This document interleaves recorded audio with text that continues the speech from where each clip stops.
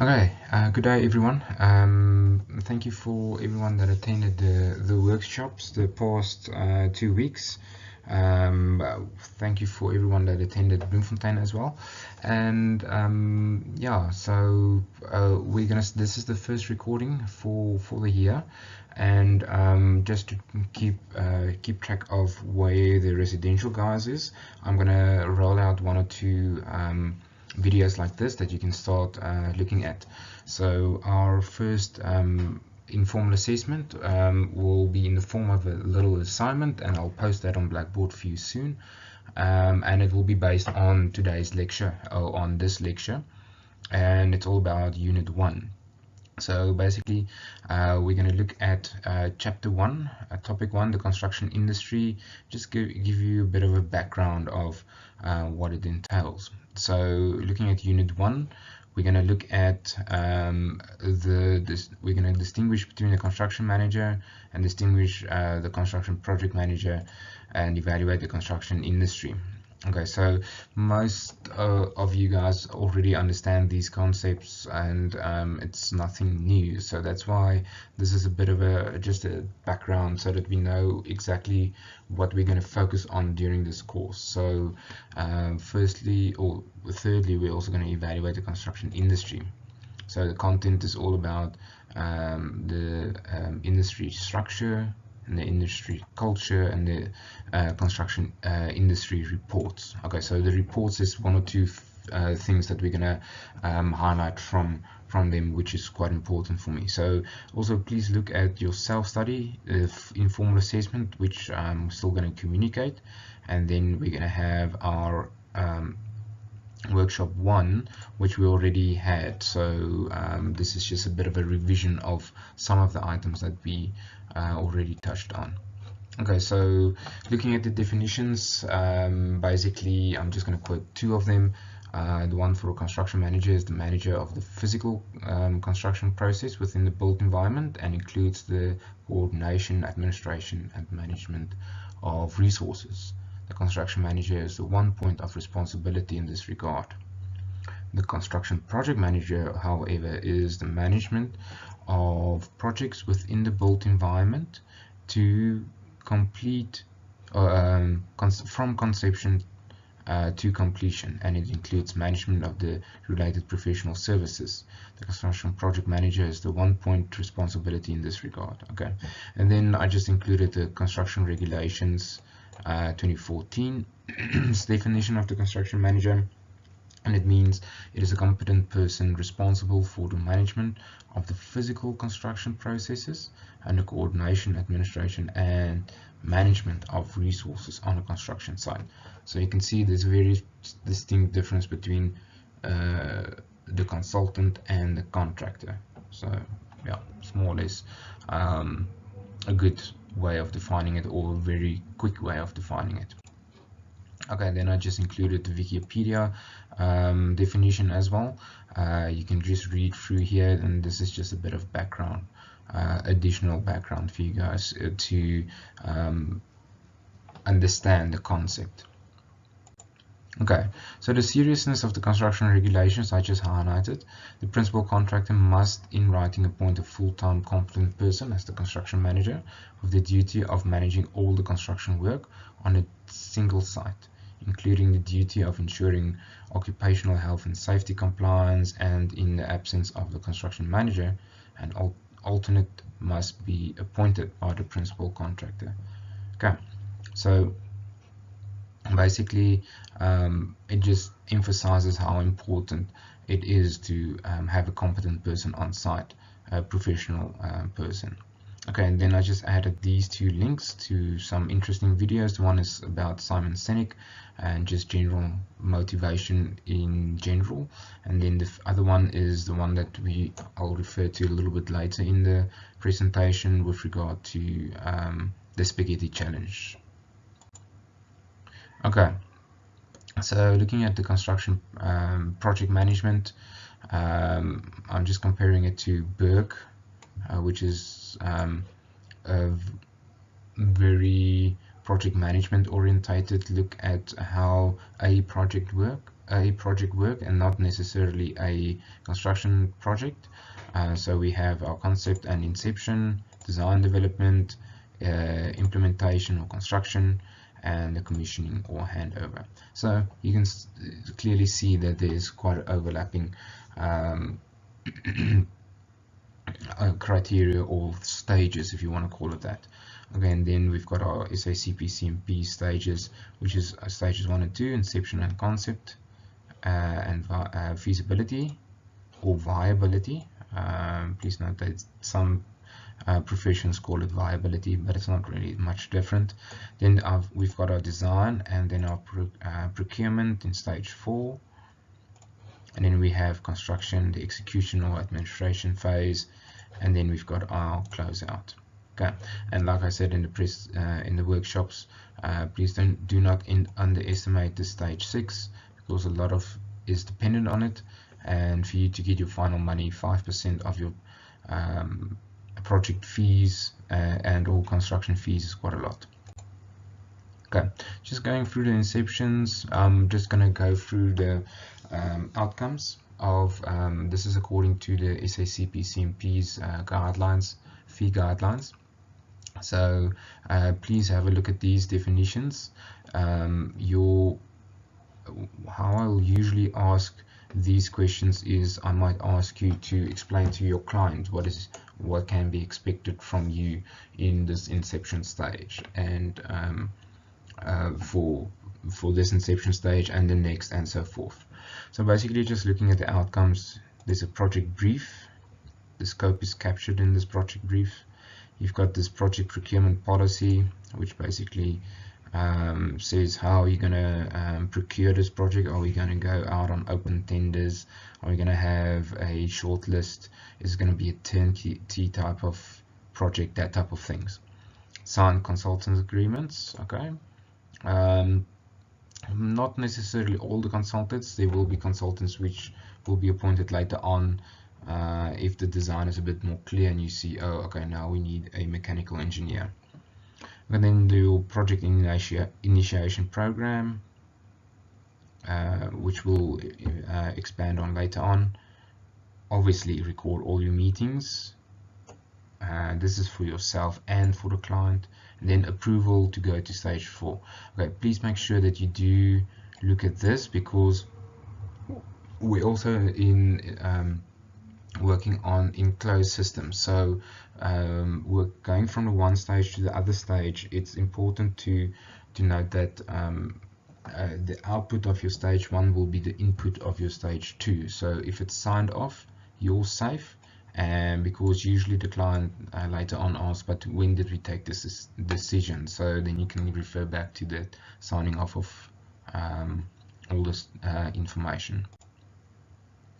Okay, going to further on. Okay, so this is just an example of some of the consultants that might be appointed on a building project.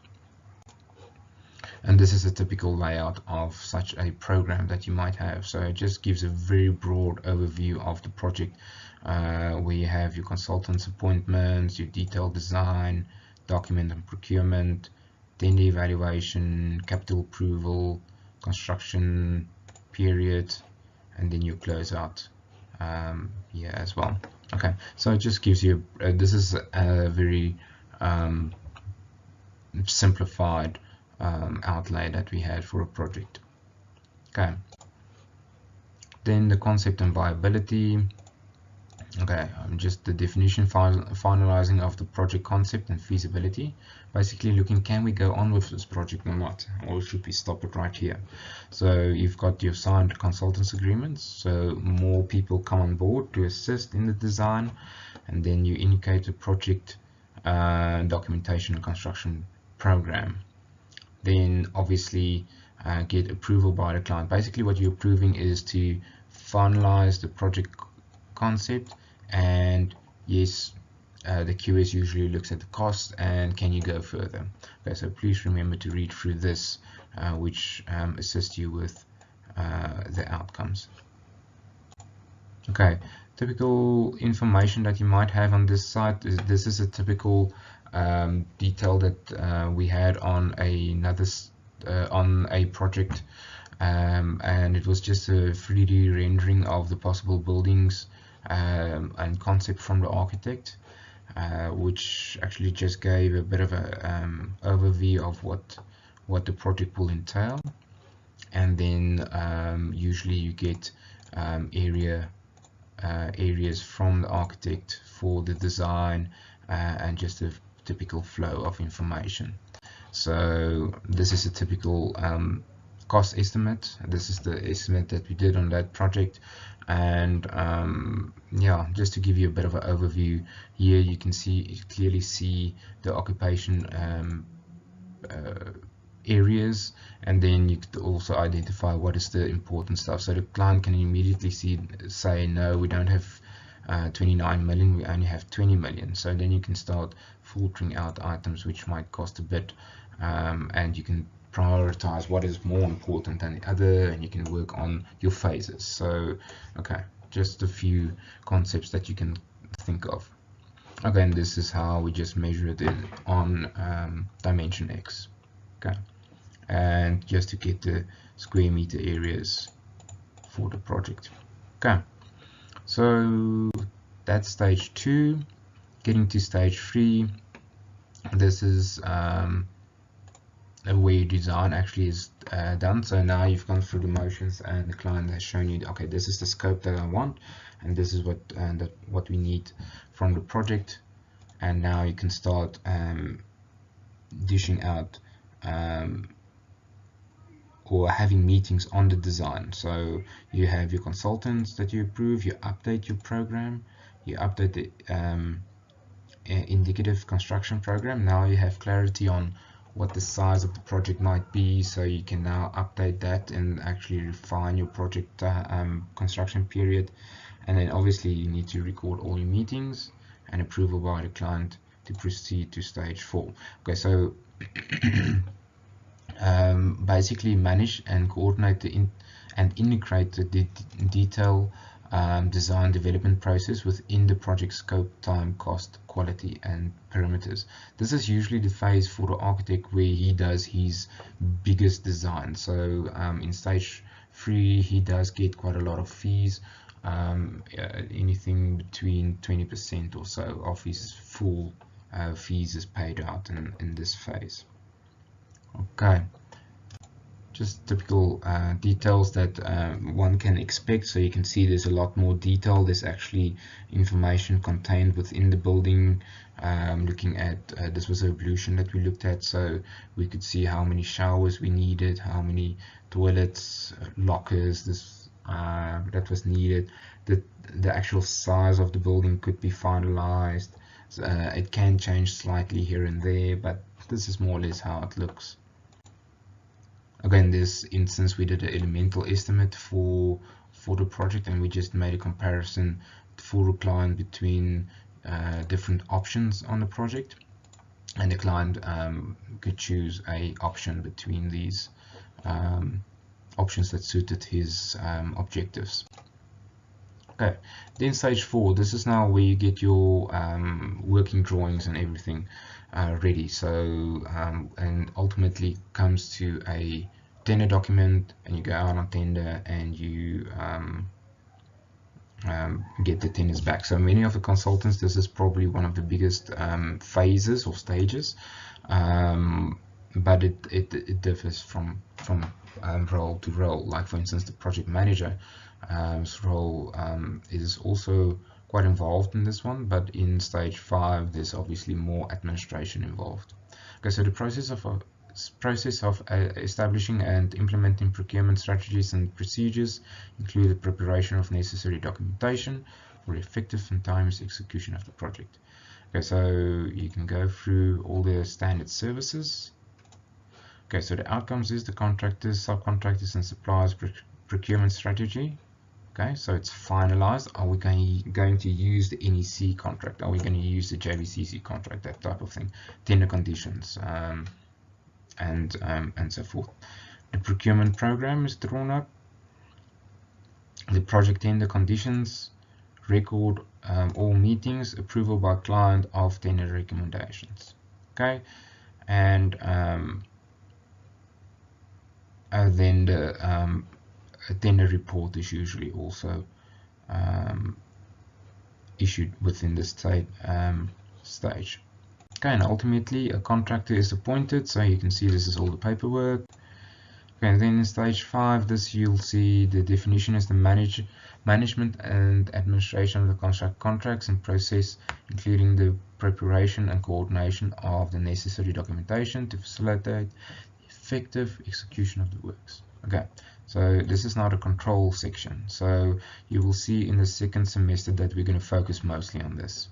So just standard services continued, then the outcomes is the signed contractors agreement, agreed contract, program, adjudication and award of contractual claims, contractual documentation schedules, monthly progress certificates, monthly project progress reports, record all meetings, and certificates of practical completion. Okay, so that's just the outcomes. And then I just added this. You might remember this is what the public think we do, and this is what we actually do. You sit around tables and you discuss who said what when, and yeah, it can become very boring sometimes.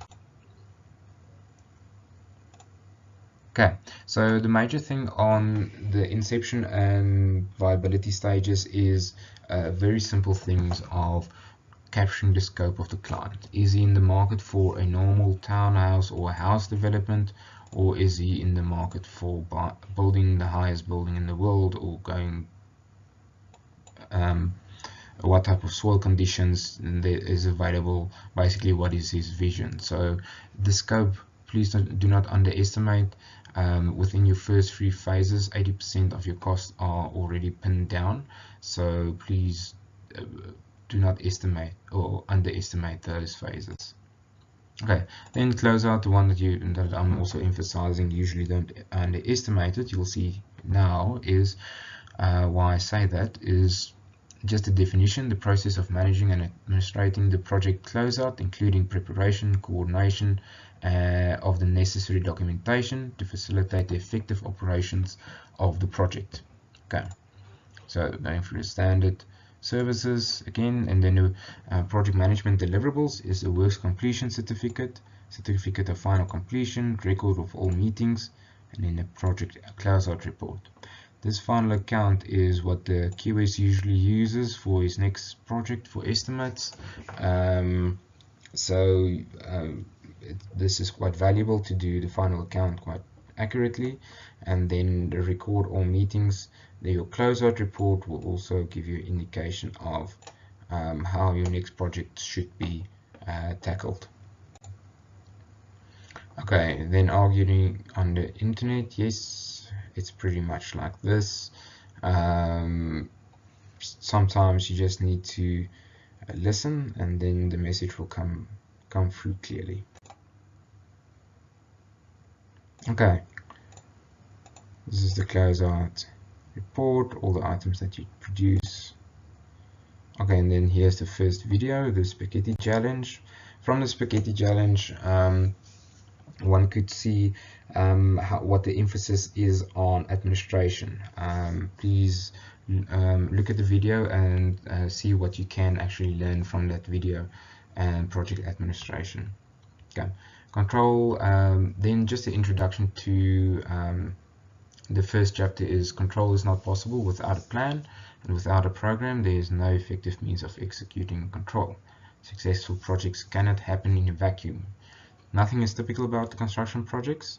One of the big problems is the extent of separation between design and production. Okay. So the Department of Business, Enterprise and Regulations, South Africa in 2000 reports that the industry is made up of some 186,000 firms. Okay, this is now according to the UK. I'm going to show you the South African perspective now. 1% is large companies, 6% is medium-sized, and 93% is small. Okay, looking at the South African perspective, you can see that's more or less the case, with the civil contractors being the largest portion, and then the large contractors only being more or less 1% of the market. Same with the general builders. You can see the same ratio. Actually, the gap is much broader, because there's a lot of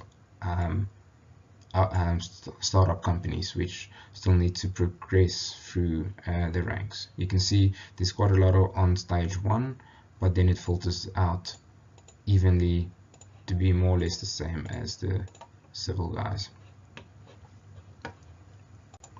Okay, then just the same information just per province. Quite interesting. Yeah, you can have a look at it. Again, in the industry culture, there's nothing typical about customs and practices in construction. One big challenge is the extent to which the industry separates design from production, far more than other industries. So you can see that's where the major challenge is within the construction project. We work in a fragmented project-based industry. Okay, just looking at the reports of chapter 1. The first report is the Latham report. Just read through this, please. But I just highlighted 1 or 2 things which was quite important for me, is the mistrust between participants. And there was a couple of other things, and you will see these items does relate to the South African industry as well. Then the Latham report set a few targets. I'm not going to test you guys on this. Just please have a look at it. And then this is very important for me. The Latham report specifies that a specific duty for all parties to deal fairly with each other, an atmosphere of mutual cooperation is needed.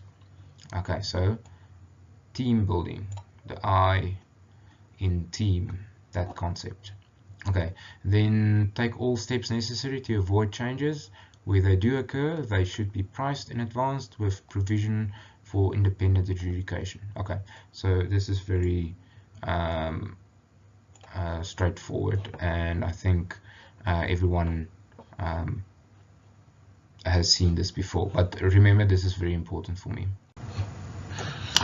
Okay, this brings us to the conclusion. Steps to improve the productivity needs to be taken, and better quality design and improved briefing or designers has to be appointed. And then changes to trade and professional training and education is needed, improving the image of the industry, and then encouraging fewer disputes by encouraging partnering, and then improved quality of construction professionals, contractors and subcontractors.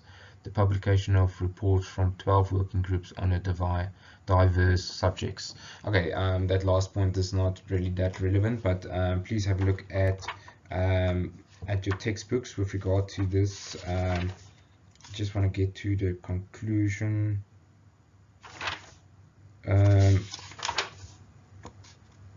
Okay, so you can have a look at the conclusions, which is on page 7. So just to embroider a little bit on what I've written here.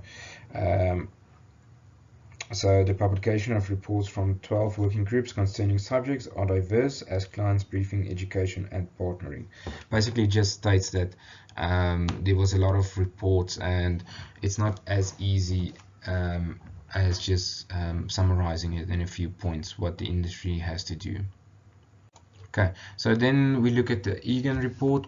I'm also just briefly going to run through these, as it was shorter than the previous one, and one highlight is that it proposed that the industry should move away from competitive tendering to a long-term relationship based on the measurement of performance and sustained improvements in quality and efficiency. 5 key drivers of change was identified: committed leadership, focus on the customer, integrated processes of teams, quality-driven agendas, and commitment to the people. And then the main drivers of the client relationships is the need to integrate teams with supply chains, people issue. The report suggested 5 steps to clients when considering to build. Is it really necessary?